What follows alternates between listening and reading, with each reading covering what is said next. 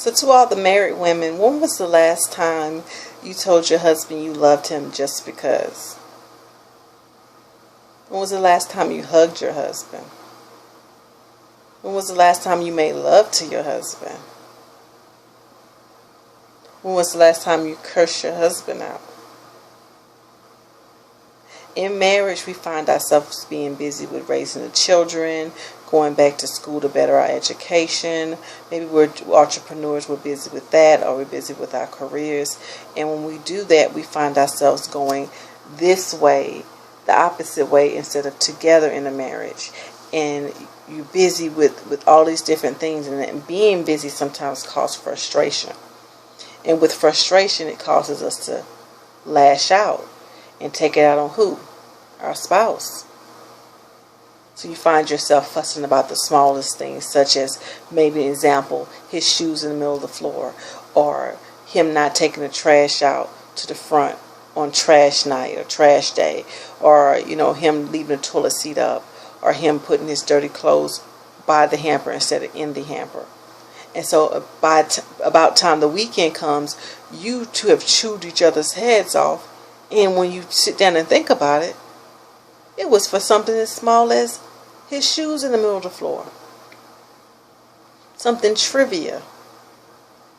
I wish that I could come home and see my husband's shoes in the middle of the floor. I wish that I could see my husband's dirty clothes by the hamper instead of in the hamper, or the toilet seat being up.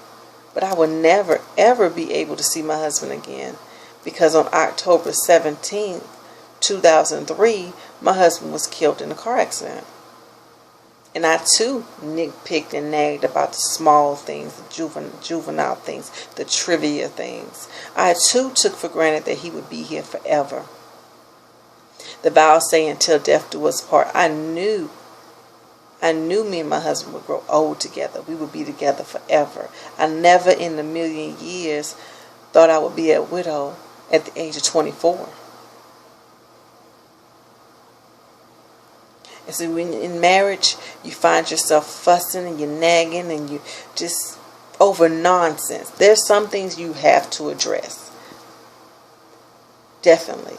And there's some things you just let it go. Let it slide. And when you don't let it slide and you continually fuss over and over about nonsense, then it's like nothing goes right. And before you know it, you two are sleeping in separate bedrooms. You got to be kidding me. Like, who came up with that idea of separate bedrooms? Who came up with that foolishness? The only way separate bedrooms should be allowed is if two people are getting ready to divorce and they're living in the same home and they decide, okay, we're going to divorce, but we're going to be together in the same home and we're not going to sleep in the same room. But if you were like, I'm going to be with my husband, my wife till the end, I'm going to ride this out till death do us part, it's unacceptable to be in separate rooms.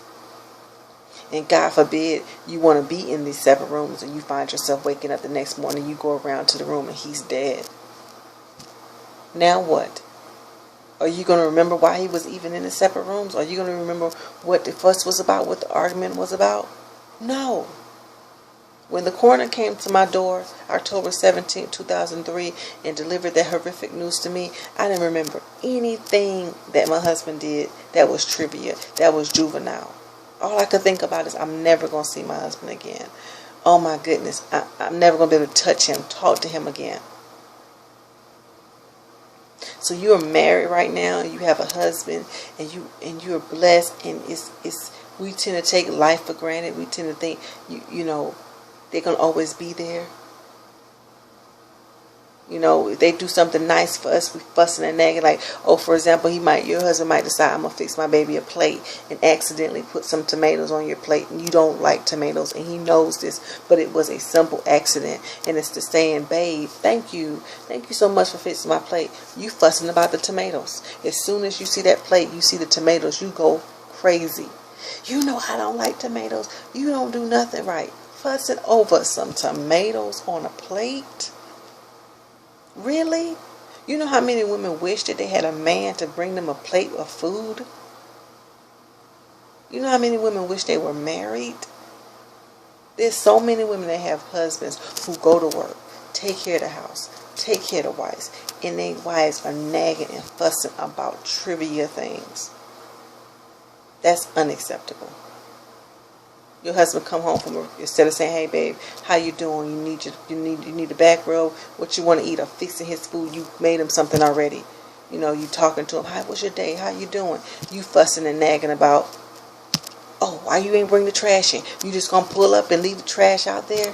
Why you gonna put your boots in the middle of the floor? You know we just got the carpet clean." Really? He came home from work, came home to you, and instead of you saying, "Hey babe," being happy to see him, you fussing about why he left his boots in the middle of the floor because the carpet just got clean or whatever. Really?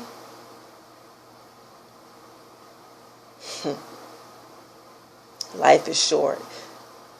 Life is short. You need to pick your battles. Some things aren't even worth discussing. Some things are not even worth fussing about.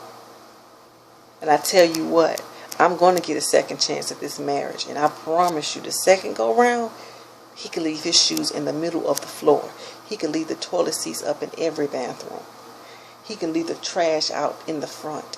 I am not wasting my time and energy fussing over no juvenile trivia things such as that. Life is too short.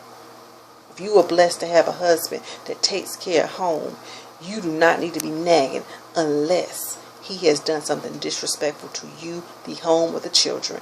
If not, keep it shut. It's not that serious. Maybe if you take that extra time that you're nagging to better yourself, to do something for yourself, to do something for him, do something for the kids, you won't have time to notice and stress the juvenile things. Don't take life for granted. Don't take it. He could be here today and gone tomorrow. Just that quick. Death does not discriminate. And so I'm sharing this video with you all to let you know that today is the 10th anniversary of my husband being gone. And hey, one thing I will say is I was blessed to have an awesome husband. At the end of the day, there was things I nagged about, but when I buried my husband, today I don't even remember those things that I fussed and nagged about. But what I do remember is that he was an awesome husband and an awesome father.